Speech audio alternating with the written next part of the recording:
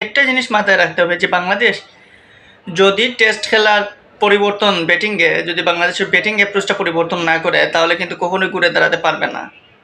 বাংলাদেশের যে batting quality বা বাংলাদেশের যে ব্যাটিং সিস্টেম, সেই ব্যাটিং সিস্টেম বলে যে বাংলাদেশ দৌড়ে শুয়ে খেলে কখনোই টেস্টে বড় কোনো ইনিংস করতে পারবে না। বাংলাদেশ সেই ইংল্যান্ডের বেসবল ক্রিকেটকে অনুসরণ করতে হবে। ইংল্যান্ডে যেভাবে ব্র্যান্ডন ম্যাককালাম আসার পর হাই স্ট্রিক্সি এবং হাই অ্যাটাকিং টেস্ট খেলা দেখি, সেই লেভেলের টেস্ট খেলতে হবে বাংলাদেশকে যদি ভালো কিছু করতে হয়। বাংলাদেশের যে ব্যাটাররা রয়েছেন, টপ অর্ডার বলেন বা মিডল অর্ডার বলেন, এরা এই রিসেন্টলি দেখবেন 1 ইয়ার বা 2 ইয়ার্স থেকে তারা প্রত্যেকেই কিন্তু কিছু সময় ক্রিজে থাকেন, অনেক বল খেলেন। সাদমান ইসলাম বা মাহমুদুল্লাহ হাসান জয় বা জাকির হাসান, তারা কিন্তু প্রতিটা ইনিংসেই কিন্তু প্রায় 50-40 প্লাস এরকম বল খেলে থাকেন।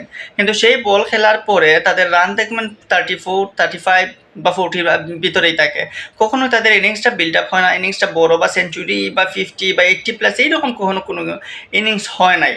তারা কিন্তু ধীরে শুয়ে মনে হইতেছে যে তারা টেস্টের সাথে মানিয়ে খেলতে চাইতেছে। যেমন আমরা ইংল্যান্ড অস্ট্রেলিয়ার সাথে যেভাবে টেস্ট হয়, আমরা ইংল্যান্ড অস্ট্রেলিয়া দেখছি। ইংল্যান্ড অস্ট্রেলিয়ার ব্যাটাররা তারা বলের চেয়ে রানের চেয়ে ডবল বল খেলে ফেলে। 100 রান করতে গিয়ে তারা বল খেলে 300-350 বল।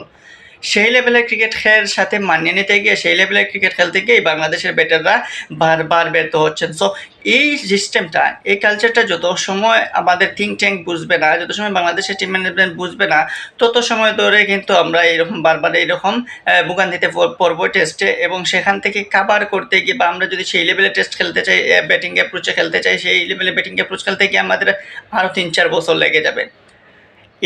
এত কিছু চিন্তা ভাবনা না করে আমরা যেভাবে ক্রিকেট খেলি, সচরাচর যেভাবে ব্যাট করি, আমরা শুরু থেকে দেখবেন আমাদের যখন টেস্টে তামিম ইকবাল, ইমরুল কায়েসরা ওপেনিং করতো বা জুনায়েদ সিদ্দিকীরা ওপেনিং করতো, তখন কিন্তু বাংলাদেশের টেস্টের তাদের ব্যাটিং স্টাইল দেখবেন তখন কিন্তু ওয়ান ডে স্টাইলে ব্যাট করতো, যে আহামরি বল খেলে ফেলে তারপরে সেঞ্চুরি করছে এরকম কিছু না। তামিম বলেন, সাকিব বলেন, মুশফিক বলেন, তারা প্রত্যেকেই কিন্তু স্ট্রাইক রোটেট করে করেই কিন্তু টেস্ট খেলছিল, টেস্টে রানও পাচ্ছিল। আশরাফুলরা স্ট্রাইক রোটেট করে করেই কিন্তু খেলছিল, রান পাচ্ছিল। কিন্তু পরবর্তীতে কী যেন হয়েছে যে আমরা টেস্টে ইংল্যান্ডে অস্ট্রেলিয়া হতে গিয়ে, ইংল্যান্ড অস্ট্রেলিয়ার সাথে মানানসই টেস্ট খেলতে গিয়ে আমরা বল খেললাম কিন্তু রান আমাদের দিন শেষে স্কোর বোর্ডে ডবল করতে পারলাম না। সেই আক্ষেপটাই এখন পর্যন্ত। এখন নতুন যারা টেস্ট স্পেশালিস্ট হিসাবে আমরা যাদেরকে দলে পাচ্ছি বা যারা আসে, তারা সেই ইংল্যান্ড অস্ট্রেলিয়ার টেস্টকে ফলো করতেছে, ফলো করে বল ঠিকই খাচ্ছে, কিন্তু রান তাদের আর বেশি হচ্ছে না। ফলে সেটার দায়ভার কিন্তু টিম ম্যানেজমেন্টের উপর পড়ছে এবং তার কারণে আমাদের ব্যাটাররা স্কোর বড় করতে পারছে না, আমাদের দল হারতেছে, আমাদের দল ডুবতেছে। এই সহজ জিনিসটা যদি বাংলাদেশ ক্রিকেট দল বুঝে না, এই জিনিসটা থেকে যদি বেরিয়ে আসতে না পারে, বাংলাদেশ যদি স্ট্রাইক রোটেট হলে এভাবে বল খেলতে গিয়ে, বেশি বল খেলতে গিয়ে আমরা যদি রানের গতি না বাড়াই, তাহলে কি হয়? জিম্বাবুয়ে দেখেন আজকে কী করলো, তারা কিন্তু খুব সহজেই কিন্তু রানটা তুলে নিয়েছে, খুব দ্রুতই তাদের স্ট্রাইক রোটেট করে রানটা বাড়িয়ে নিয়েছে। তারা যে আহামরি পিচে তিতু হয়ে বসে থাকবে এইরকম কোনো খেলা নাই, যার ফলে তারা লিডটা পেয়েছে, সেটা 80 হোক আর 70 হোক, যেটাই হোক না কেন।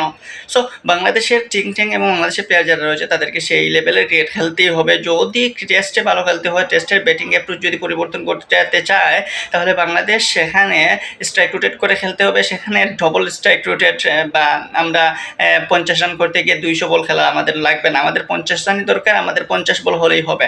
সেই লেভেলের খেলা খেলতে হবে। আমরা গরুয়া লেগে যেভাবে দেখেছি সেই লেভেলেরই খেলতে হবে। সেক্ষেত্রে মাহমুদুল হাসান জয়, জাকির হাসান কিংবা সাদমান ইসলামদের স্ট্রাইক বাড়াতে হবে এবং বল টু বল যদি খেলে, ওয়ান ডে স্টাইলে যদি খেলে, তাহলে আমাদের দলের জন্য লাভ হবে। উইকেট না হয়ে পড়ে যাক, কিন্তু রান তো 50টা দিয়ে যেতে পারবেন। তো আশা করব বাংলাদেশ ক্রিকেট বোর্ড সেটা বুঝবে, ট্যাং যারা রয়েছে, কোচিং প্যানেল যারা রয়েছে, তারা সেই বিষয়টা খুব তাড়াতাড়ি তাদের মাথায় নিয়ে আসবে এবং তারা সেটা বুঝে বাংলাদেশের যারা ব্যাটারদের রয়েছে তাদেরকে সেই মেসেজটা দেওয়া, যাতে আমরা আসলে ইংল্যান্ডের মতো বেসবল ক্রিকেট খেলতে পারি। ডু অর ডাই, দেখা যাক না কি হয়, অ্যাটাকিং করে খেলুন, তারপর না হয় উইকেট যাক। পরবর্তীতে তো বোঝা যাবে যে আমরা আসলে বেসবল খেলতে গিয়ে আউট হয়েছি, একটা কিছু তো বলা যাবে। কিন্তু এভাবে তিতু হয়ে আউট হবেন, স্কোর হবে না, সেটা আসলে মানা যায় না, সেটা আমরা মানতেও পারবো না। সো এই বিষয়টা ক্লিয়ার করা উচিত মেসেজ দিয়ে প্রত্যেকটা প্লেয়ারকে, বাংলাদেশ ক্রিকেটের যে বোর্ডের যে টেস্টের যে টিম ম্যানেজমেন্ট রয়েছে তাদের।